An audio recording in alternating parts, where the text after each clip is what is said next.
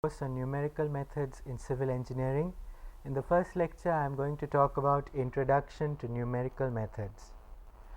Before going into further details, I would like to mention two references which I am going to follow throughout this course. The first reference is Numerical Methods by Dahlquist and Borg. The second reference is Methods of Applied Mathematics by Hildebrand. First, I would like to talk about why it is necessary to do mathematical modeling. We use numerical methods in civil engineering to solve mathematical models of civil engineering problems. Examples of such mathematical models are many and cover every discipline encompassed by civil engineering. For instance, in structural engineering, we need models to accurately analyze three-dimensional structural frames. In geotechnical engineering, we need models to understand liquefaction of soil during earthquakes. Transportation engineering, for instance, we use traffic flow models for optimized traffic movement. In environmental engineering, we use models to study the percolation of contaminants into groundwater. And in hydraulics and water resources engineering, we use models that capture the complex flow patterns past locks and weirs. The need for numerical methods to study civil engineering problems is best understood by considering a typical problem. Since I am a structural engineer, I will choose a typical problem from the field of structural engineering. Suppose we have a factory housing sensitive equipment located next to a railway line, and the railway authorities plan to upgrade the line to allow for high-speed urban commuter rail. During the planning phase, they face representations from the factory owner that the planned high-speed rail traffic is going to cause unacceptable levels of vibrations to the factory floor, severely affecting the usage of the equipment. The structural engineering consultants whom the railway authorities employ to test whether the objection is valid decide to analyze the vibrations of the factory floor slab. To do this, they decide to set up a mathematical model of the floor subject to the motions expected from the passage of the high-speed train.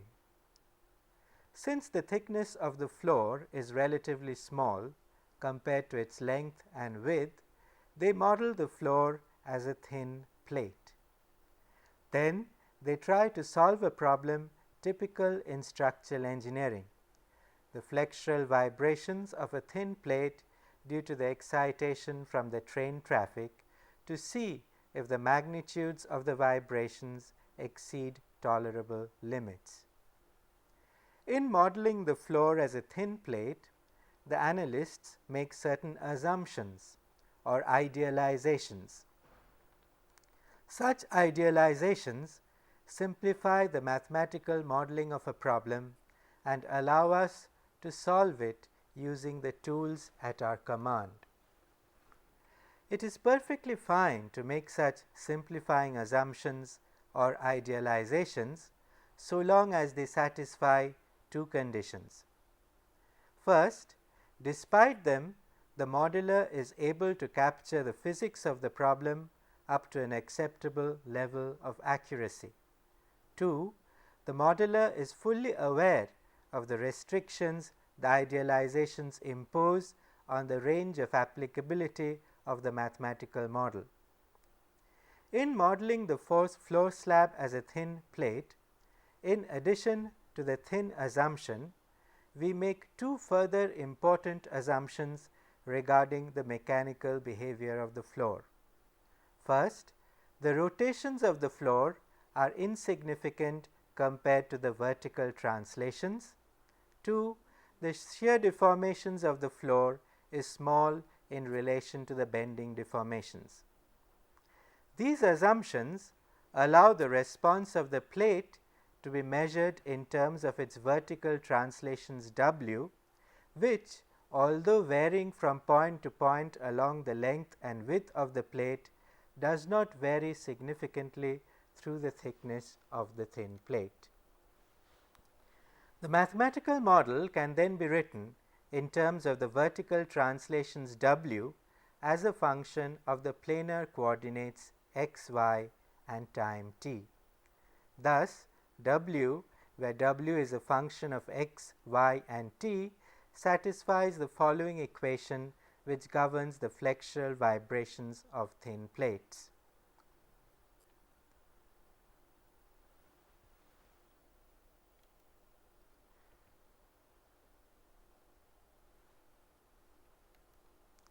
To summarize then, to get physically accurate results from an analytical model, we have to 1. Make reasonable assumptions about the physics, which phenomena are important and which are not, what is the type and range of behavior we are interested in modeling, etc.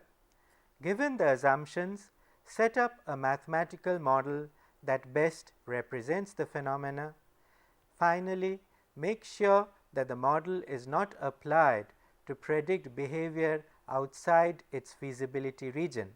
For instance, the above model for the floor vibrations is not valid if the floor is undergoing finite rotations or in situations where the transverse shear deformations of the floor are important. However, sometimes even if the above conditions are satisfied, we cannot solve our model using the mathematical tools at our command, or the analytical solutions are too complex and time consuming to be of practical use for most engineers. For instance, in the floor vibration problem, if either of the following is true, either the thickness of the floor is an arbitrary function of the planar coordinates x and y, the elastic modulus is an arbitrary function of the planar coordinates x and y, the elastic modulus is a function of the deformation, that is E is a function of the solution W, the boundaries of the floor are arbitrarily shaped, or the floors have complex cutouts, the problem becomes too complicated to solve using the analytical methods a civil engineer has at his command. In such situations, the problem can only be solved through the use of numerical methods. The complications enumerated above are instances of A. Complex geometry, geometrical and material nonlinearities.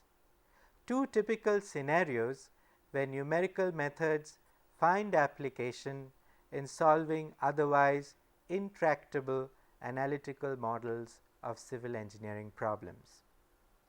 For instance, for the floor vibration problem, the consultants will probably use either the finite element or finite difference method, two popular numerical techniques for solving partial differential equations to solve their problem. Before starting to talk in any detail about numerical methods in particular, it is appropriate at this stage to make a distinction between a numerical method and a numerical algorithm. Given the mathematical description of a problem, a numerical method lays down the broad approach to be adopted to solve the problem numerically. For instance, for the floor vibration problem, if we wish to use the finite difference method, we would begin by writing the finite difference form, which is an approximation of the derivatives appearing in the governing differential equation. On the other hand, if we wish to use the finite element method, we would start with trying to construct finite dimensional trial and test functions to approximate the exact solution W of the above problem. Once we have chosen a numerical method, There are a wide variety of algorithms we can choose to do a step-by-step implementation of the chosen numerical method. A finite element implementation, for instance, may adopt an explicit or implicit algorithm to solve the governing equation. The implementation of these two algorithms are widely different despite our choice of the same numerical method, that is, the finite element method. An implicit algorithm is unconditionally stable, but for strongly nonlinear problems may encounter convergence difficulties. An explicit algorithm, on the other hand, is conditionally stable, that is, it is stable only if the load increments are less than a certain limiting value. However, they do not encounter convergence problems. Next, we would like to look at certain concepts that are common to most numerical methods. The first concept that we wish to examine is the idea of iteration. It refers to repeated application of a numerical process in order to successively improve previous results. Consider the solution of the equation x is equal to f of x, where f of x is a differentiable function with continuous derivatives whose value can be computed for any value of x within a certain interval. We start with an initial approximation and compute the sequence. We start with the initial approximation x0, and substituting x0 in the expression for f of x, we compute the value x1. We use the new value x1 again in the equation for fx to come up with the next iterate x2, and so on and so forth until we get f of xn minus 1, which is equal to xn. If the sequence xn converges to a limiting value alpha, then alpha satisfies the equation and limiting value of f of xn is equal to f of alpha. So, alpha is the root of this equation. As the number of iterations n grows, it is desirable that xn be a better and better estimate of the desired root, and the iterations be stopped when sufficient accuracy has been attained. However, it is not always assured that the iterations will converge. As the following figure shows, the iterations converge in only the first 2 of the 4 cases shown below. We start with an initial assumption, and in case 1 and case 2, we converge to the true solution, which is where the blue curve intersects the red curve, right? In case 3 and 4, we can see that even if we start near this true solution, our iteration process takes us away from the root or the true solution. In case 1 and case 2, the solution becomes closer and closer to the root as n increases, while in cases 3 and 4, the solution moves farther and farther away from the root as n increases. The reason for this is clear from the following. From the iteration algorithm, we can write xn plus 1 minus xn is equal to f of xn minus f of xn minus 1. Recall that according to our algorithm, xn plus 1 is equal to f of xn and xn is equal to f of xn minus 1. Dividing both sides by xn minus 1, we get the following. But using the mean value theorem, we can write f xn minus f of xn minus 1 is equal to xn minus xn minus 1 times the derivative of f evaluated at a value xi, where xi lies in the interval xn minus 1 and xn. Thus, looking at the last equation, it is clear that convergence is faster, that is, the modulus of f of xn minus f of xn minus 1 is smaller, the smaller f prime xi is in the neighborhood of the root. F of xn will be closer to f of xn minus 1, that is, the iterates are going to converge faster, the smaller is the value of the derivative f prime xi.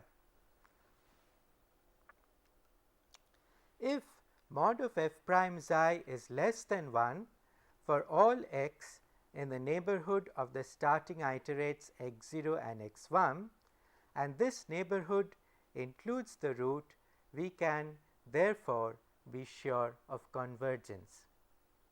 This is true in cases 1 and 2 above, where f prime of x is always greater than 0 and less than 1 in case of case 1, and f prime of x is greater than minus 1 and less than 0 in case of case 2. Thus, we can see that in case 1 and case 2, f prime of xi, the mod of f prime of xi will always be less than 1. On the other hand, if the magnitude of the slope is greater than 1 near the root, that is, mod of f prime alpha is greater than 1, xn converges to alpha only in exceptional cases, no matter how close to alpha one chooses the starting point x0.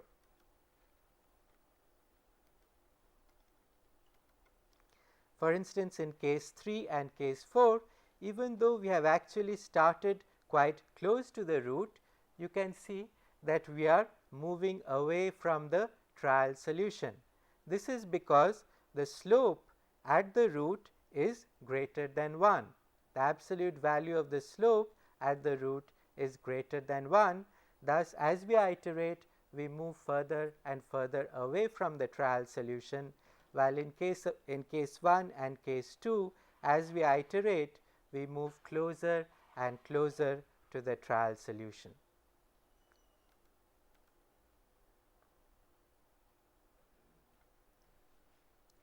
We can come up with a quick mathematical proof for this.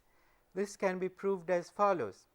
We can write x2 is equal to x1 plus x1 minus x0 times f prime of xi1, again according to the mean value theorem, provided xi1 lies between x0 and x1. Similarly, we can write x3 is equal to x2 plus x2 minus x1 times f prime of xi2, where xi2 lies between x1 and x2. Using the first equation in the second, we can write x3 in terms of x1, x0 and the derivatives at xi1 and xi2. Using the same idea, by induction, for any iterate, we can write the following. For instance, xn minus 1, we can write in terms of x1 and x0 according to this equation, to the first equation. Similarly, xn we can write in terms of x1 and x0 according to the second equation. Subtracting the first equation from the second equation, we get this equation: xn minus 1 is equal to x1 minus x0 times f prime of xi n minus 1 times f prime of xi n minus 2 times up, which is a series extending up to f prime of xi1. Thus, we can see that if the magnitude of f prime of xi is less than 1 for all I, modulus of xn minus 1 becomes smaller and smaller for large values of n, and the iteration converges. F prime xi n minus 1 will be less than f prime xi n minus 2 times f prime xi n minus 3 up to f prime xi n minus 1, and so on and so forth. So, as the As we add more and more terms, the right hand side becomes smaller and smaller and the left hand side converges. Next, let us consider two implementations of the above iterative scheme for calculating the square root of a positive real number c. That is, we want to find the roots of the equation x square is equal to c. We look at the first implementation where we write f of x as f of x is equal to half x plus c of x. The root obviously is alpha is equal to c of half, c to the power half. Also, it is clear that f prime of x, the derivative of f of x, is half minus c by 2x square. Therefore, at the root alpha, f prime of alpha is equal to 0. Hence, mod of f prime is less than 1 in a neighborhood of the root. Actually, it is 0 in a neighborhood of at the root, and at the neighborhood of the root, it has to be there must exist a neighborhood of the root where mod of f prime is less than 1, since f prime of x is a continuous function. For c is equal to 2 and with our starting guess of x0 is equal to 1.5, our iterative scheme converges in 2 to 3 iterations. We start with x0 is equal to 1.5, and by the time we reach iteration number 2, we can see that we are really close to the true solution, which is root 2, 1.414.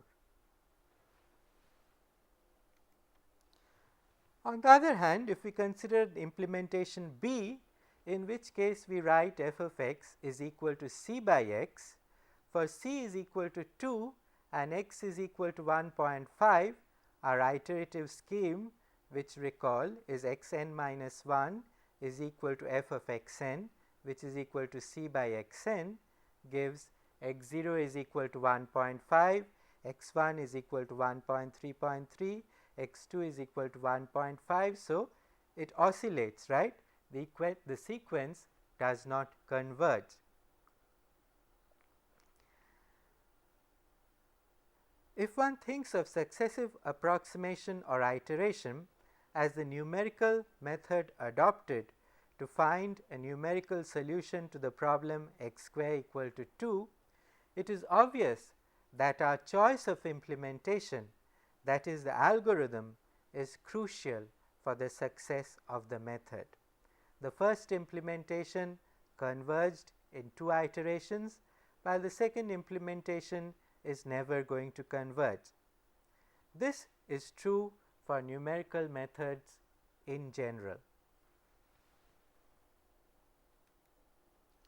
Another commonly used technique in numerical methods is linear approximation. Here, we locally approximate a complicated function by its linear approximation. Suppose we wish to find the root of the equation f of x is equal to 0. Geometrically, this means finding x for which the curve y is equal to f of x intersects the x axis. So, we start with our starting guess x0 and then use a numerical method, an algorithm, to try to reach the solution, which is where the red curve intersects the x axis. The most well-known method for solving this problem, the Newton-Raphson method, consists of an iterative scheme where at each successive iteration we approximate the function y is equal to f of x by its tangent at that point and use that to find the next iterate. For instance, at x0 we have approximated the curve y is equal to f of x by the blue line being the tangent to the function y is equal to f of x at x0. Where the blue line meets the x axis, that gives me my next iterate x1. So, xn plus 1 I can write as xn plus f of xn divided by f prime of xn. The next iterate xn by plus 1 being the point where the linear approximation of the function y is equal to f of x given by the straight line passing through xn and f of xn with slope f prime of xn intersects the x-axis.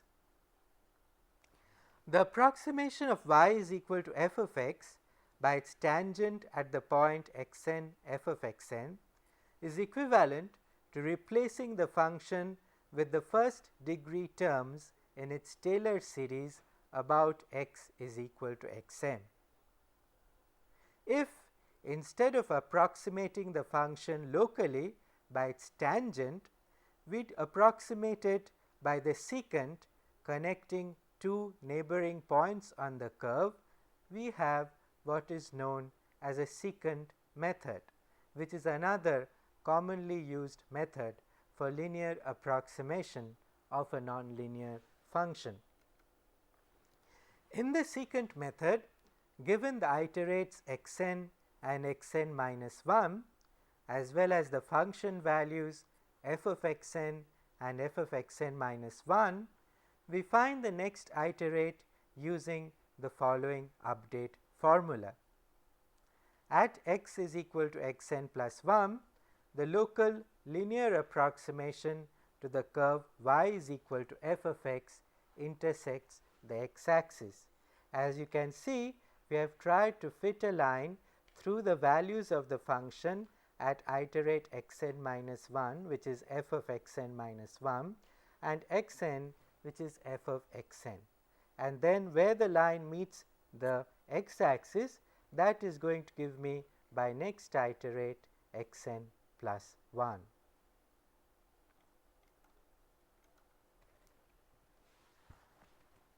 The third common numerical concept that we wish to talk about is the idea of recursion. Suppose we wish to solve numerically the differential equation dy dx is equal to f of xy with initial condition y0 is equal to p.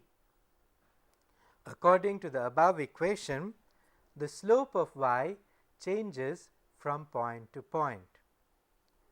The simplest approximate solution to the problem discretizes the problem domain into equal sized increments of size h with function values y0, y1, y2 and ym corresponding to x values of h, 2h, 3h and nh. So, at x is equal to 0, we have y is equal to y0. At x is equal to h, we have y equal to y1. At x is equal to 2h, we have y equal to y2 and so on and so forth. It is also assumed that the slope remains constant between the points, and the slope of the curve between n minus 1 h and nh, for instance, is evaluated as yn plus 1 minus yn divided by h.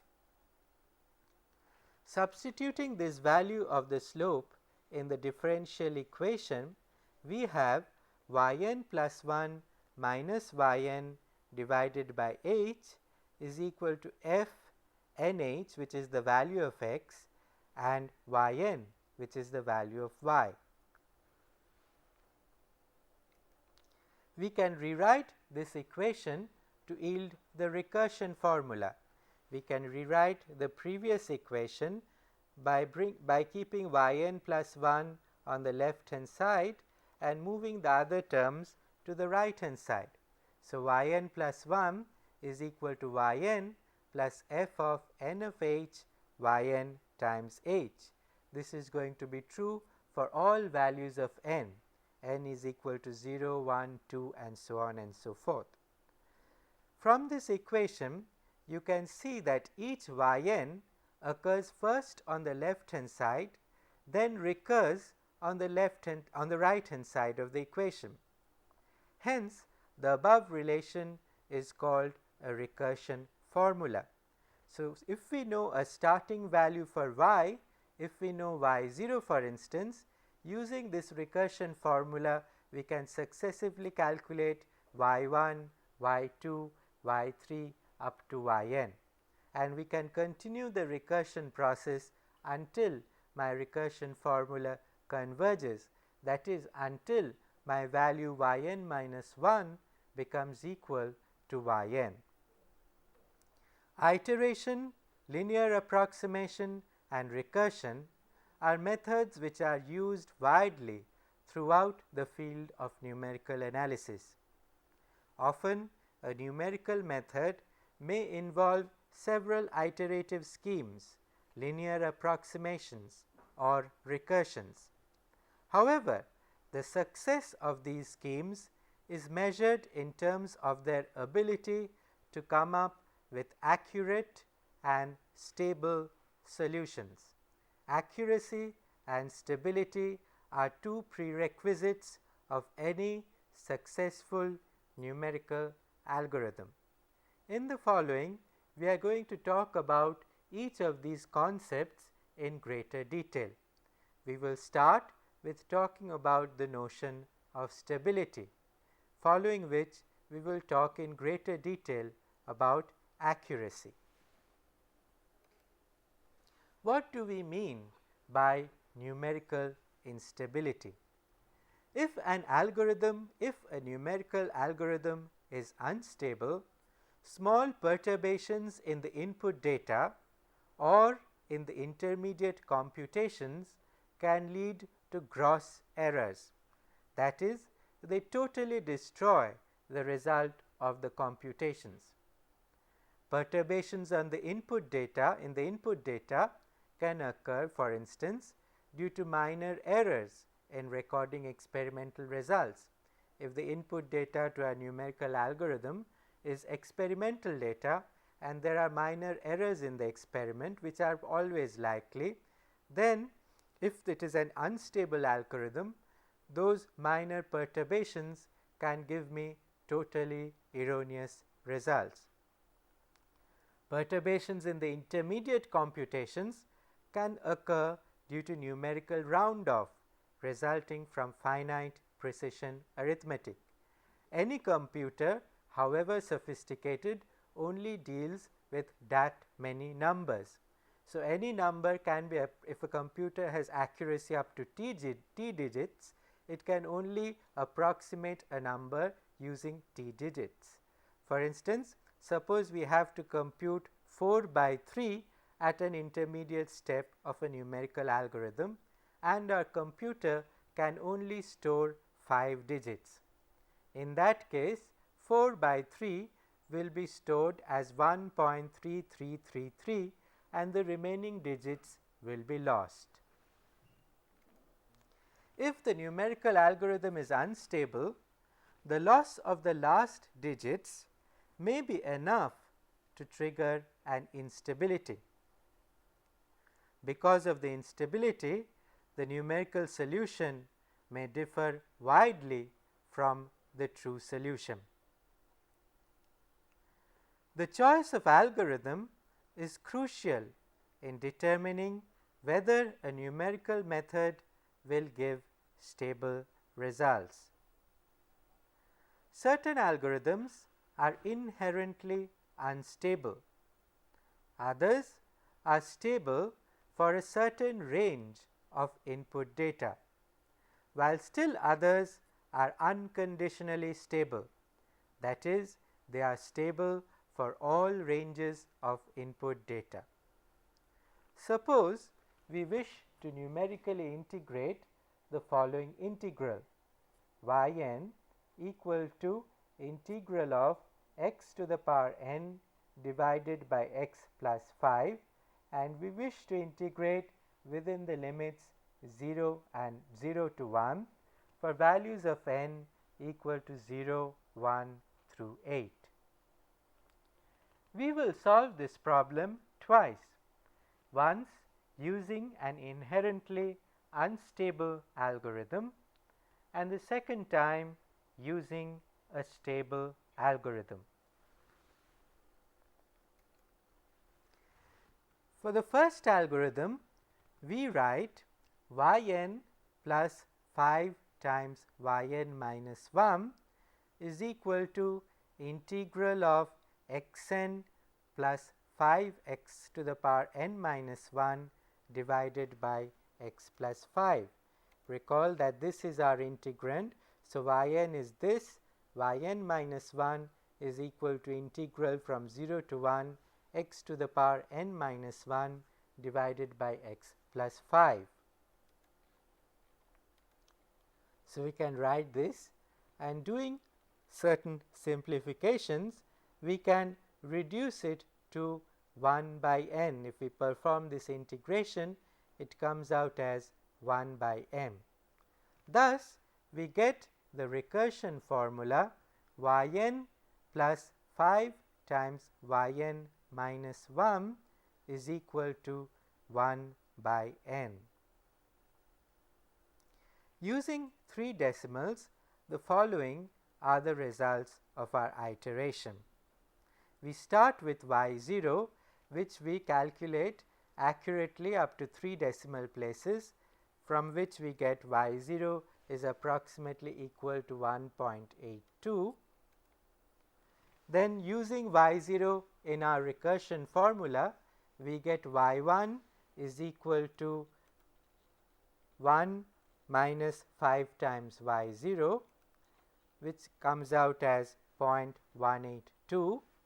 y2 can be written as half 1 by 2 minus 5 times y1, again according to our recursion formula, which gives me 0.050.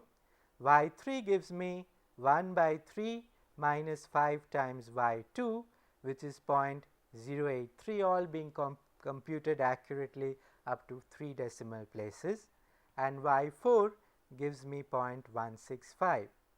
As you can see, the answers are varying wildly. They are all over the map and are obviously wrong. The reason is as follows. Suppose the round off error in the computation of y0 epsilon is of the order 10 to the power minus 4, which is reasonable because we are using 3 significant digits in our computations. So, the error in y0 is of the order of 10 to the power minus 4.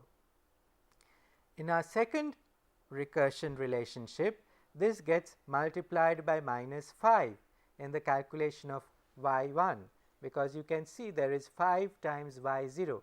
So, whatever error there is in y0 gets multiplied by a factor of 5. Therefore, y1 has an error of minus 5 epsilon.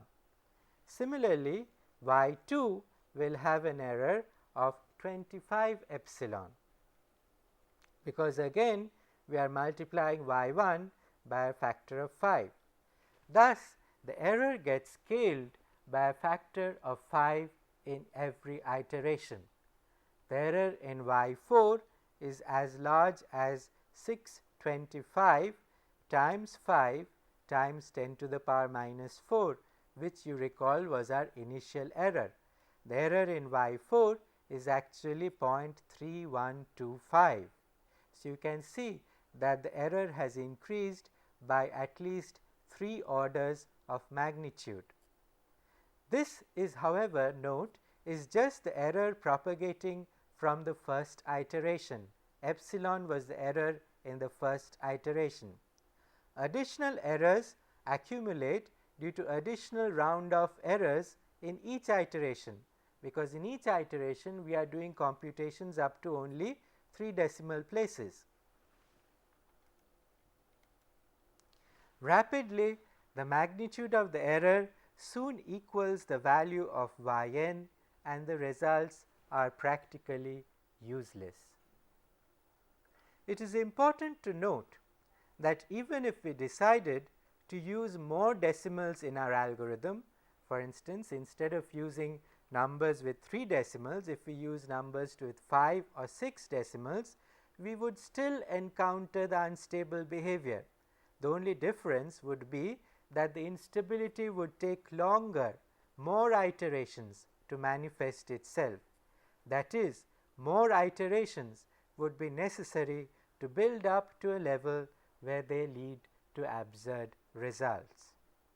Right. So, this is not a problem of performing computations with too little precision. Right. It is the problem is the algorithm we have chosen is inherently unstable. The second algorithm we use is slightly different. In this case, we use a variation of our initial recursion formula, which you recall was this. Instead of using this recursion formula, we use the following recursion formula, where you can see the only difference is that we have divided both sides by, we have brought the 5 down to the new denominator in the right hand side, but those two equations are identical. It is just that our recursion formula is different. If we use this algorithm, the error will be reduced by 5 in each step. However, we need a starting value y m. If we assume that the iteration very nearly converges after a certain number of increments, we can use the recursion formula to calculate the converged value. Assuming in this case that convergence has occurred after 10 iterations, so let us go back to our previous slide. So, we are assuming that the iteration has converged in 10 iterations. So, y9 is equal to 1 by 5 times 10 minus y10 by 5. Since we have assumed that the iteration has converged in 10 iterations, on the right hand side we can replace y10 by y9, the assumption being that y10 is almost exactly equal to y9, since the iteration has converged in 10 iterations. So, we can write y9 is equal to 1 by 5 times 10, which is 1 by 50 minus y9 by 5, which gives me y9 is approximately equal to 0.017. Again, notice that we are performing our computations only for up to 3 decimal places, right. We have not increased the accuracy of our computations. Similarly, using the same recursion formula, we get y8 is approximately equal to 0.019, y7 is approximately equal to 0.021, y6 is 0.025. Eventually, at y0 we get 0.182, which is the exact solution for this problem. Although the numerical computations have been performed up to 3 decimal places as in the first algorithm, in this case the stability of the algorithm does not allow round off errors, that is numerical perturbations, to swamp the solution and give totally erroneous results. As should be clear from our discussion, the stability of numerical algorithm is crucial to a numerical method's ability to give results that do not vary arbitrarily with minor changes in input data or due to the accumulation of round off. However, in addition to giving stable results, it is also desirable the results of a numerical algorithm be accurate. Thus, apart from stability, accuracy is the other important criteria that determines the suitability of a numerical algorithm. In other words, the errors which measure the deviation of the results obtained using a numerical algorithm from the exact or true solution of a problem must be as small as possible.